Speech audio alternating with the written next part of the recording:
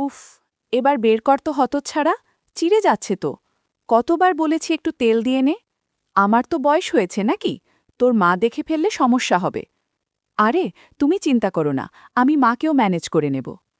দুপুরে ঘুম ভেঙেই দেখি পদীপিসি এসে হাজির বাড়িতে।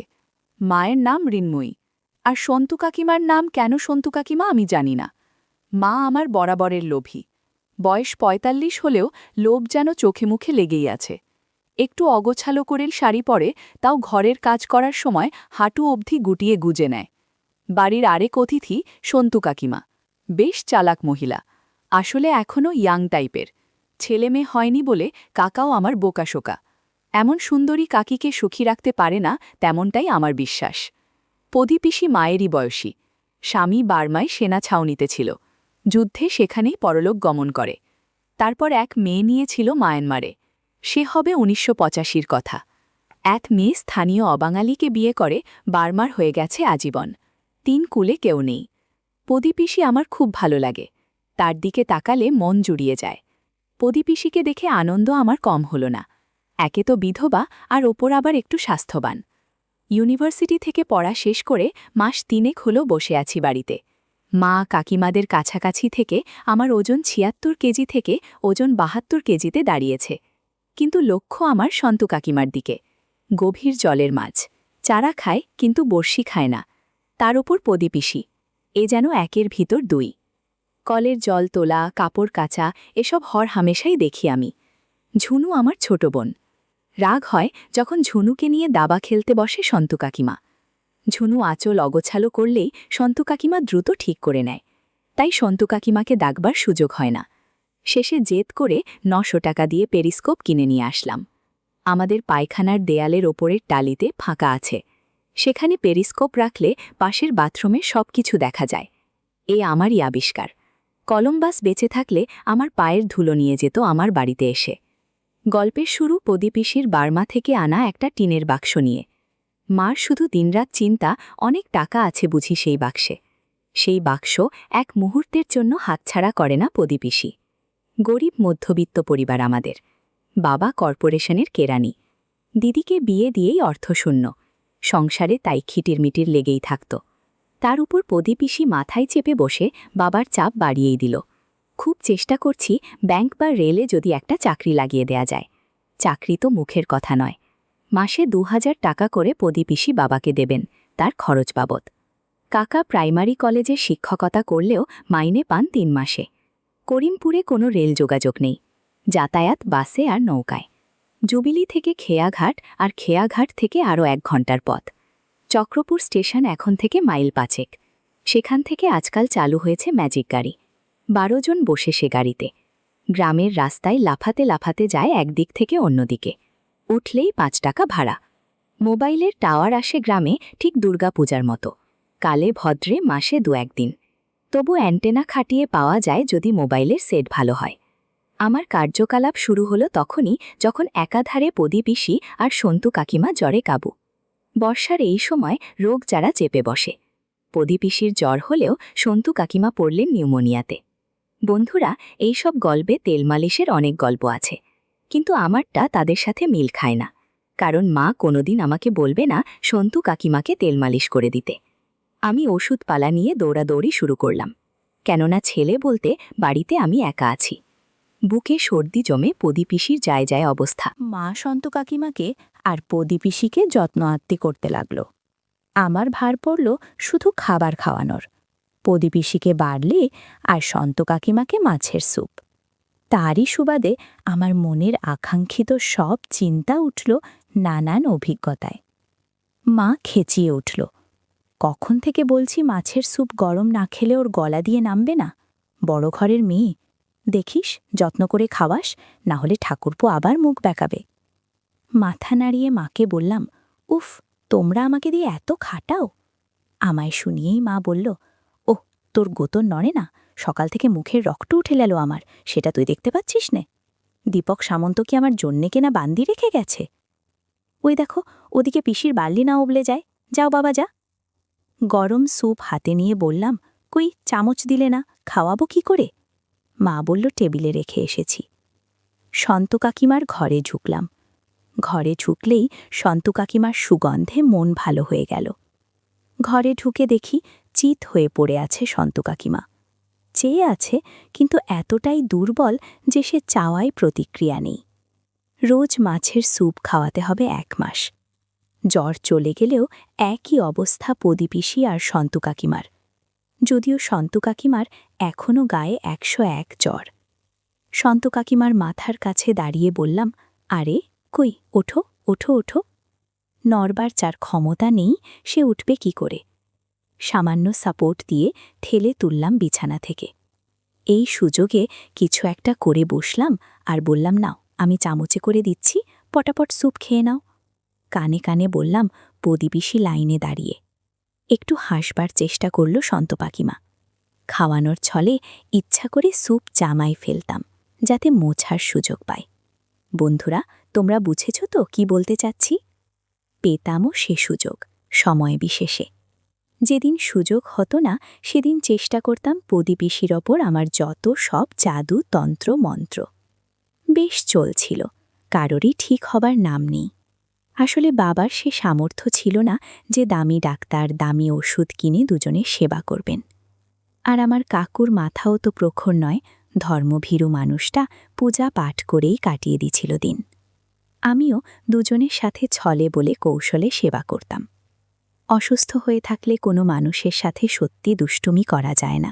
যারা করে তারা অপরাধী, মনোবিকারের লোক।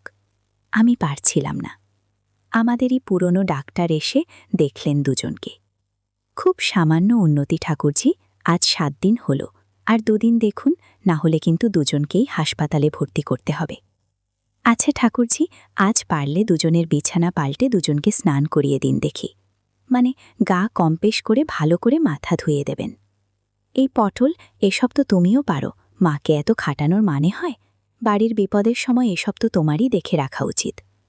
শোনো, ঠান্ডা জলে মাথা ধোয়াবে আর গরম জলে গা কম্পেশ করবে, বুঝলে? মনে আছে তোমার পায়ে স্টিচ পরার সময় আমি যেন পা কম্পেশ করে দিয়েছিলাম শরীর টেনে টেনে? সেরকম। দেখবে বিকেলেই জ্বর নেমে গেছে, আর না হলে আমি হাসপাতালে রেফার করব। জ্বর মাথায় উঠে গেলে বিপদ হয়ে যাবে। বৌঠান, আজ আসি কেমন? ওষুধ যেমন চলছে সেরকমই চলুক। সিপ্রোফ্লক্সিনটা না দিলেও চলবে, 6 দিন খাওয়ানো হয়ে গেছে। পরামর্শ দিয়ে ডাক্তার চলে গেল। দিবাকর ডাক্তারে মুলুকের ভরসা। সময় নেই, কিন্তু রোগ ভালো করে। কেউ পয়সা দিতে চায় না গ্রামে, কারণ ডাক্তারকে পয়সা দেয়া মানে সেই পয়সা জলে গেল। আমি ফ্যাল করে চেয়ে থাকলাম রাস্তার দিকে। হে প্রভু পরমেশ্বর, শেষে তোমার দয়া হল। সন্তু কাকিমাকে যে স্নান করাতে হবে ভাবলেই তেমন যেন লাগছে। অবশ্য মা যদি অনুমতি দেয়। রান্না করছিল মা, ঝুনুকে কোলে নিয়ে গলমন্দ করছে আর বলছে, আমার হলো যত জ্বালা, তো বড় সংসার, কোলের বাচ্চা, কি করে সব সামলাই? কর্তাদের ফুর্তি দেখলে বাঁচি না। 2 দিন না হয় অফিস বন্ধ দিয়ে ঘরে থাকো বাবা, রোগ জ্বর বেঁধেছে না, তাদের রোজ অফিস যাওয়া চাই। আসুক, সব বোঝাবো ভালো করে। কইরে পটলা, তুই কি মুখ দিয়ে মাছি মারছিস? ঝুনুকে নিয়ে জানাকুল থেকে, আমায় রান্না করতে হবে তো। আর দিবাকর ডাক্তার যা বলল, আমি বাপু এত খাটতে পারবো না। আমি তৈরি ছিলাম, কিন্তু গম্ভীর করে বললাম, এসব কাজ কি ছেলেদের? আমি পারবো না। মা বলল, ও মা, এতে ছেলে মেয়ের কি আছে? বলি, আমি মরে গেলে কি আমায় চিতায় তুলবি না? ও পাড়ার কাওড়ার ঘরের মেয়ে নিয়ে এসে বলবি মাকে চিতায় তুলে দে? মাথা আমার এমনি খারাপ পটলা, যা বলছি কর। কাজ বললেই মুখ বেজার। পরম অনিচ্ছায় বেজার মুখ নিয়ে গেলাম রান্নাঘরে। ঝুনু খুঁটে খুঁটে বাতাবি লেবু লাল করে দিয়েছে। মুখ দিয়ে এখন কামড়ায় বাতাবি লেবুর বোটা। অল্প বয়স, সে তো বোঝে না। ঝুনুকে তুলতে গিয়ে বাতাবি লেবুর দিকে চোখ পড়ল। এতক্ষণ ধরে কামড়ানোর কারণে লালা লেগে আছে। ঝুনুকে তুলে নিলেও বাতাবি লেবু ওভাবেই পড়ে আছে। শ্রোতা বন্ধুরা, ইউটিউবের কড়া নিয়মের কারণে কিছু বিষয় সরাসরি বলা যাচ্ছে না। তোমরা যদি একদম খোলামেলা গল্প শুনতে চাও, তাহলে কমেন্টে দেয়া লিঙ্ক থেকে আমার ওয়েবসাইট ভিজিট করো। সেখানে একদম খোলামেলা গল্প দেয়া আছে। আমি কিছুক্ষণ দেখে ঝুনুকে ঘরে ঘুম পাড়িয়ে দিয়ে আসলাম। নিচে গিয়ে আবার রান্নাঘরে গেলাম। মা একটা টিনের বালতিতে 8 বালতি গরম জল দিয়ে গেল। নে, একবার কাকিমাকে কম্প্রেস করে দে, পদির জলটা পরে দিচ্ছি। হাত পায়ের গোড়ালি, পেট আর গলা ভালো করে ধুয়ে দিস, 6 দিন ধরে শুয়ে আছে। আমি মনে মনে বললাম, পারলে অনেক কিছুই করা যাবে। তোয়ালে নিয়ে বললাম, ঠিক আছে। বেশি কথা বাড়িয়ে বিব্রত হওয়ার কোনো মানেই হয় না। সন্তু কাকিমার খাটের সামনে গরম জল নিয়ে রাখলাম, যাতে সুবিধা হয়। দেখলাম ঘুমোচ্ছে, হালকা জ্বর গায়ে। কি গো, না ওঠো, আমি গাটা গরম জলে কম্প্রেস করে দিই। ডাক্তার বলেছে না হলে জ্বর কমবে না। চোখ খুলো সন্তু কাকিমা। জড়ানো গলায় বলল, তোর মা কোথায়? আমি বললাম, মার সময় নেই, রান্না করছে, ঝুনুকে দেখতে হচ্ছে, মা পারবে না, তাই আমি এসেছি। কাকিমা বলল, দে, আমি নিজেই করে নিচ্ছি। কাকি খুব শেয়ানা, আমিও নাছোড়বান্দা। মনে মনে ভাবলাম, তোমার উঠবার ক্ষমতা নেই। তবুও কোনো রকমে উঠলেন বিছানা থেকে। দুপা নামিয়ে কাপড়টা একটু ঠিক করে আঁচল ঠেকে উঠে দাঁড়াতে গিয়ে দুর্বলতায় তাল খেয়ে মুখ থুবড়ে পড়তে যাচ্ছিল। যদিও আমি পিছনে দাঁড়িয়েছিলাম। কোনো রকমে হাত ধরে মাছিরে দিলাম।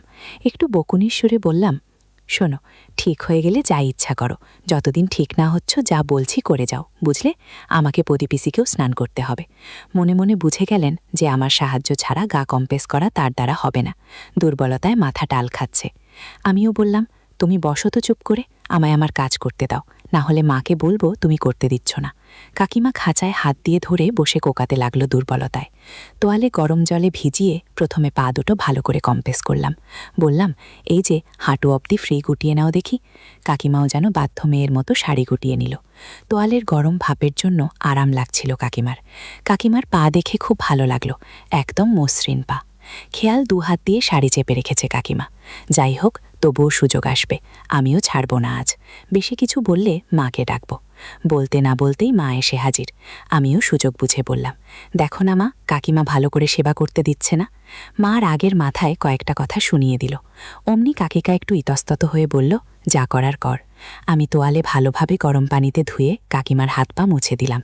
মাঝে মাঝে গাছের কাতবেলটাও চোখে বাজছিল। ইস, কি সুন্দর আর টাটকা দেখতে হয়েছে। যেভাবেই হোক এটা আমার চাই চাই। একটু পর আমি মাকে ডাকে বললাম, আমি স্নান করতে যাচ্ছি। এই বলে চলে গেলাম কলঘরে। কিছুক্ষণ টানাটানি করে স্নান সেরে বেরিয়ে এলাম। মা বলল, বাবা, একবার দেখে আয় না ঝুনু উঠে পড়ল কিনা। তারপর পদিপিসিকে স্নান করিয়ে তুই দুপুরের খাবার খেয়ে নে। ওদের খাওয়ালেই তোকে খেবে দেব। ততক্ষণে আমি ঠাকুর সেবা দিয়ে নেব ততক্ষণ। দেখে আসলাম ঝুনু তখন ঘুমাচ্ছে উপরের ঘরে। নিচের দুটো ঘর কাকিমাদের, আমাদের উপরের দুটো ঘর। কিন্তু একটু আওয়াজ করলে উঠে পড়বে। মাকে বললাম, ঝুনু ঘুমাচ্ছে, কিন্তু উঠে যাবার সময় হয়ে এসছে। মা বলল, ঠিক আছে, যা তুই পদিপিসিকে দেখ গিয়ে। আমি দুজনের ঘরে খাবার দিয়ে দেব ঠাকুর সেবা দিয়ে। আমার আনন্দে যেন আত্মহারা হবার দশা। পদিপিসি বড়ই বাধ্য টাইপের, অন্তত সন্তু কাকিমার মতন গায়। আসলে রাগ ঢাক নেই, যখন যা করতে বলা হয় তখন বিনা দ্বিধায় সেটাই করে, যেটা আমার সবচেয়ে বেশি ভালো লাগে।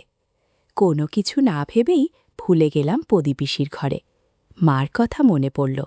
পদিপিসির বর্মি বাক্স খুলে দেখতে হবে কি আছে। ভালো করে দেখলাম পদিপিসিকে, এক্কেবারে ঘুমিয়ে আছে। চুপি সারে গিয়ে বর্মি বাক্সের কাছে গেলাম। রান্নাঘরের পাশেই পদিপিসির একটা আলাদা ঘর। সেটা আমাদের ঘরের সাথে নয়, পদিপিসি সেখানেই ঘুমায়। বাবা একটু মেরামত করে দিয়েছে। ঘর বিশেষ সুবিধার নয়, তবে পদিপিসি তাতেই বেশি স্বাচ্ছন্দ্য, একা থাকতেই বেশি ভালোবাসে। লজ্জা করে মিথ্যে বলবো না, পদিপিসি আসার পর থেকে আমার মন আবার ভাগ হয়ে গিয়েছিল পদিপিসি আর সন্তু কাকিমার ওপর। আজ পদিপিসির পালা। তার আগে খুললাম পদিপিসির বর্মি বাক্স। এখনও কেউ ওই বাক্সে হাত দেবার সাহস পর্যন্ত পায়নি। খুলে দেখি ভিতরে কিছুই নেই, জামাকাপড় ছাড়া। কিন্তু ওটা কি? আর একটা গয়নার বাক্স। সেটা একটা বেশ ভারী মাপের পিতলের তালা দিয়ে বন্ধ রাখা। রূপোর হুকও পিসে মশাইয়ের হবে। আর কিছু টাকা ভরা একটা মান্ধাতা আমলের টাকার থলে। নোটগুলো চলে না, খাতার ডিস্তের মতো বড় বড় ১০০ টাকার কালো নোট। তেমন কিছু দেখতে না পেয়ে বক্সটা বন্ধ করে এগিয়ে আসলাম পদিপিসির দিকে। ও পিসির ডিসি, আরে উঠে পড়ো, ডাক্তার বলল গা হাত পা কম্প্রেস না করলে শরীর আরও খারাপ করবে, এরপর হাসপাতালে যেতে হবে। চোখ চেয়ে দেখল আর বলল, বাবা, আমার দম নেই, তুই যা করবার করে দে না সোনা। কথাটা শুনে খুব ভালো লাগলো। আমি বললাম, বেশ, তুমি ঘুমাও, আমি যা করার করে দিচ্ছি। মা তোমার ঘরে শাড়ি জামা কাপড় রেডি করে গেছে, আমি মাথা ধুয়ে দিলে তুমি পরে নিও, কেমন? আমার কথায় সম্মতি জানিয়ে মাথা নাড়ল পদিপিসি। আমি গরম পানিতে তোয়ালে দিয়ে কম্প্রেস করে দিলাম। পিসির শাড়ি অগোছালো হয়ে আছে, সাথে ব্লাউজের কিছু বোতামও কেমন যেন হয়ে আছে। আমি আর চোখে পিসিকে দেখছিলাম আর সেবা করছিলাম। মনে হয় পিসির একটু ভালো লাগছে। শ্রোতা বন্ধুরা, ইউটিউবের কড়া নিয়মের কারণে কিছু বিষয় সরাসরি বলা যাচ্ছে না। তোমরা যদি একদম খোলামেলা গল্প শুনতে চাও, তাহলে কমেন্টে দেয়া লিঙ্ক থেকে আমার ওয়েবসাইট ভিজিট করো। সেখানে একদম খোলামেলা গল্প দেয়া আছে। আমার সেবা করা দেখে বলল, অনেকদিন পর একটু ভালো লাগছে রে পটোলা।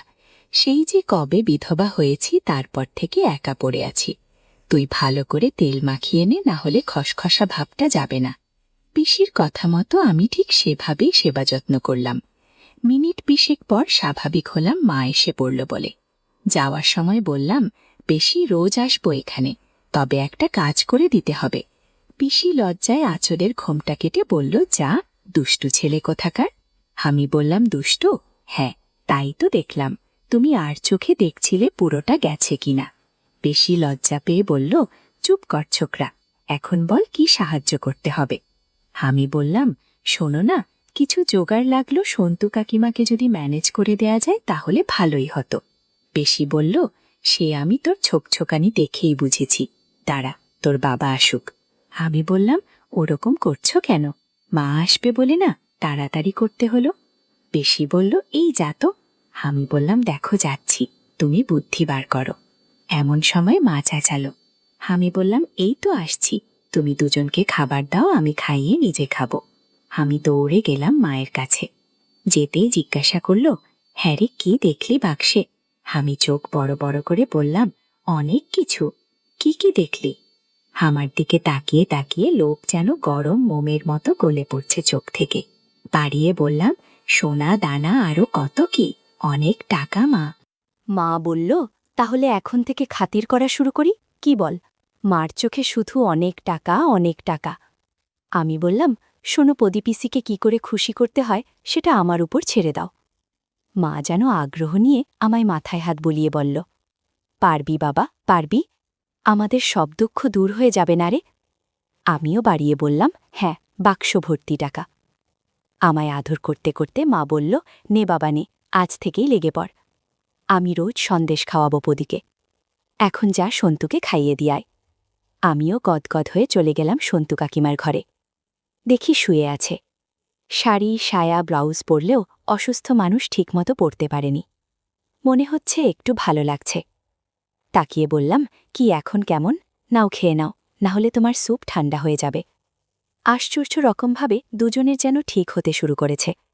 পদিপিসি প্রায় বিছানা থেকে উঠে বসেছে। যদিও সন্তু কাকিমা এখনও উঠতে পারেনি, কিন্তু চোখ মুখ আগের চেয়ে অনেক পরিষ্কার। সন্তু কাকিমাকে খাবার খাইয়ে মায়ের কাছে গেলাম। একটা বুদ্ধি দিয়ে বললাম, শোনো, চুপি চুপি একটা কথা বলি। মা স্বাভাবিক তীক্ষ্ণ সুরে বলল, বেলা দুপুরে আবার আধিক্ষেতা কেন?